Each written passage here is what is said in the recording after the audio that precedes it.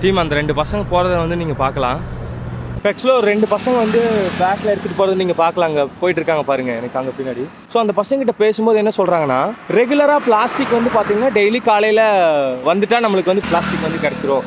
அதை போட்டால் எங்களுக்கு ஒரு 150 200 அமௌண்ட் கிடைக்கும் அப்படின்னு. ஸ்கூல்னு கேட்டால் இங்கே வந்து குளிர் ஜாஸ்தினால எங்களுக்கு வந்து ஸ்கூல் வந்து இப்போ லீவ் விட்ருக்காங்க அப்படி சொல்கிறாங்க. ஒன்று நீங்கள் அப்படியே பார்த்தீங்கன்னா நேரடி தொடர்பு இருக்கும். ஸோ பிளாஸ்டிக்ஸ் எல்லாம் வந்து இந்த சைடு இவ்வளோ அசால்ட்டாக வந்து கிடைக்குது. ஒரு சைடு மாணவர் வந்து அதை 150 ரூபா கிடைச்சா போதும் அப்படின்னு சொல்லிட்டு அந்த பையன் எடுத்து விற்கிறான். இன்னொரு சைடு பார்த்தீங்கன்னா இங்கே கிளைமேட் இந்த சுச்சுவேஷனில் இந்த மாதிரி இருந்துடவே கூடாது.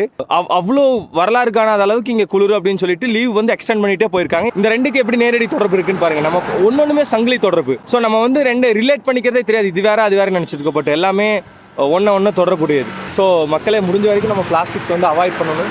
அது கவர்மெண்ட் வந்து சட்டம் தான் போட்டிருக்காங்களே தவிர அது செயல்படுத்துறது வந்து சில ஸ்டேட்ஸ் மட்டும் தான் அந்த மாதிரி இருக்காங்க.